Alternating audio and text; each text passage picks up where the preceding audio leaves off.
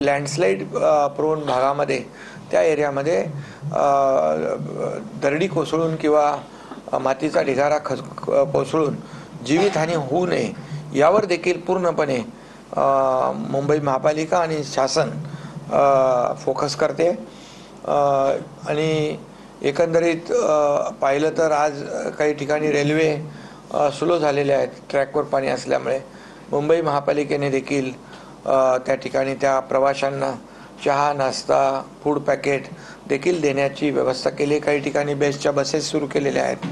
ठाण्यात देखील मी पाहिलं, ठाण्यामध्ये देखील अशाच प्रकारची व्यवस्था तिथल्या आयुक्त महापालिकेने केलेली आहे, जेणेकरून आता ज्या ज्या ठिकाणी ज्या पद्धतीने आपल्याला आवश्यकता आहे शेवटी लोकांना दिलासा देणं, त्यांना तात्काळ मदत देणं हे आपल्याला करण्याची आवश्यकता आहे।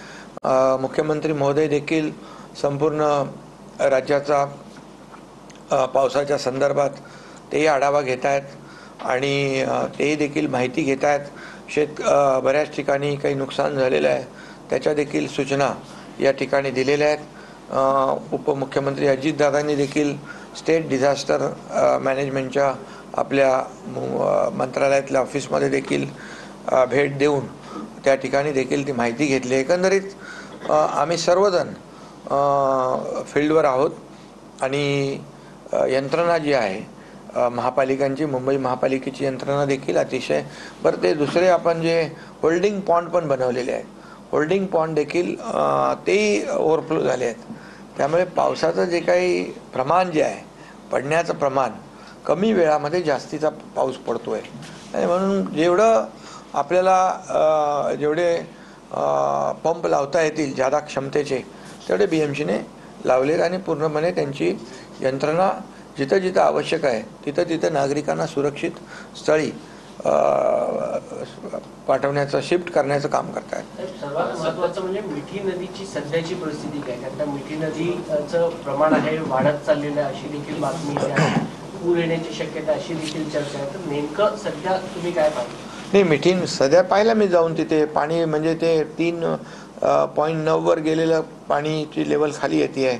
तेव्हा हाय टाईड होतं त्यावेळेस ते पाणी वरती होतं, आता लो टाईड आल्यामुळे ते पाणी खाली जात आहे वाहून।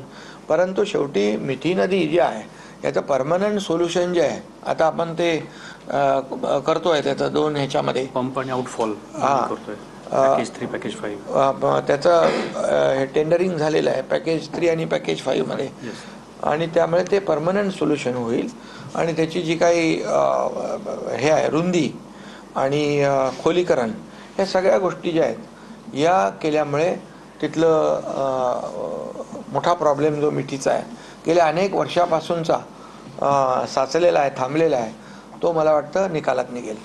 2020 साली इक्बाल सिंग चहल ज्यावेळेला आयुक्त होते त्यांनी असं म्हटलं होतं की मुंबईत ज्या पद्धतीनं वस्ती वाढतायत, जसं मिठी नदीच्या अनेक लोकांना आपण स्थलांतरित केलं, अशा पद्धतीनं जर वातावरण हे असंच राहिलं तर 2050 पर्यंत मुंबईत भीषण अवस्था असू शकते आणि दक्षिण मुंबईतील काही भाग हा पाण्याखाली जाऊ शकतो असं त्यांनी म्हटलं होतं। तुम्ही कशा पद्धतीनं बघताय ह्या सध्याच्या परिस्थितीवर? नाही, मगाशी म्हणून आमची तीच चर्चा झाली आयुक्तांच्या बरोबर आणि संबंधित सर्व अधिकाऱ्यांच्या बरोबर की आपल्याला आता पूर्वीची जी काही लोकसंख्या आहे आणि पूर्वीची जी काय आपली जी काही हे पाणी वाहून नेण्याची जी क्षमता, कॅरिंग कॅपॅसिटी जी आहे, ही सर्व ह्याच्यामध्ये आता आपल्याला आणखी मोठ्या प्रमाणामध्ये बदल करावा लागेल।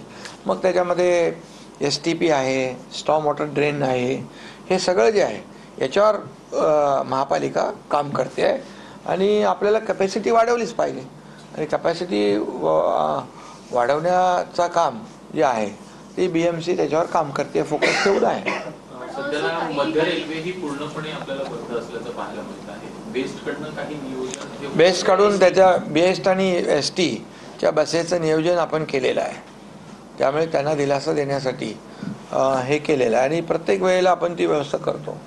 काही अनेक ठिकाणं आहेत मुंबईमध्ये जी सखल भाग म्हणून विशेष करून ओळखली जातात, यंदाच्या पावसामध्ये त्याही भागांमध्ये पाणी साठलं होतं आणि काही नवीन वॉटर लॉगिंग एरियाज जे आहेत ते देखील झालेले बघायला मिळाले, त्याच्याकडे कसं बघणार आहे इन फ्युचर?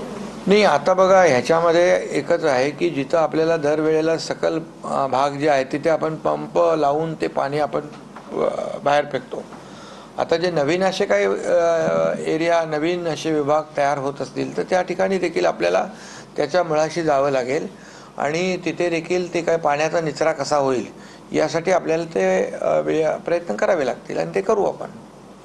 2022 साली